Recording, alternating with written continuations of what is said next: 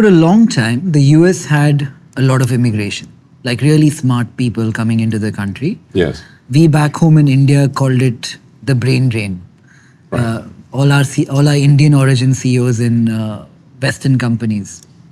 Yes, I think America has benefited immensely from talented Indians that have come to America.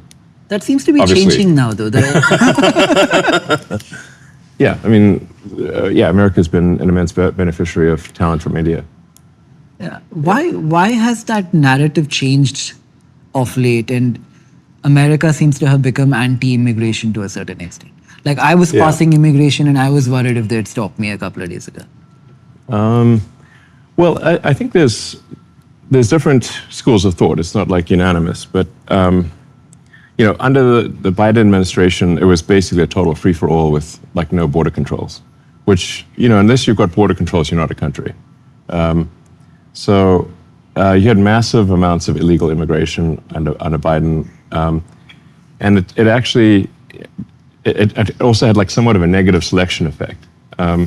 So if there's a massive financial incentive to come to the U.S. illegally and get all these government benefits, then you're going to necessarily create a diffusion gradient for people to come to the U.S. It's an incentive structure.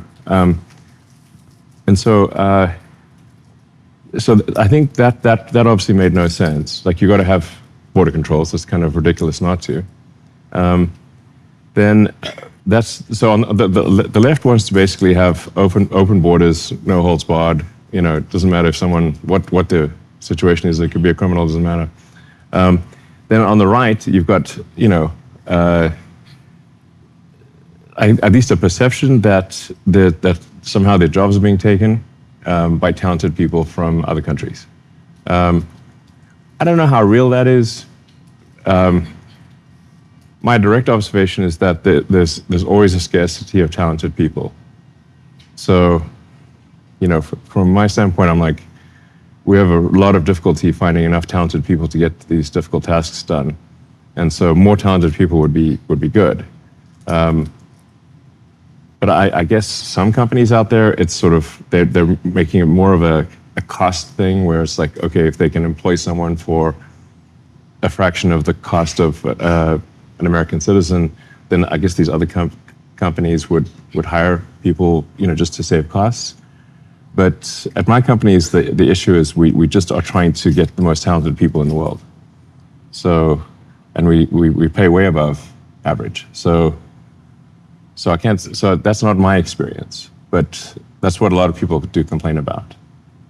And I think there's been some misuse of the, H-1B program. It's certainly, it would be accurate to say that there's, like some of the outsourcing companies have kind of gamed the system on the H-1B front, and we need to stop the gaming of the system, But I'm certainly not in the school of thought that we should shut down the H-1B program. Which some on the right are. I think they don't realize that would actually be very bad.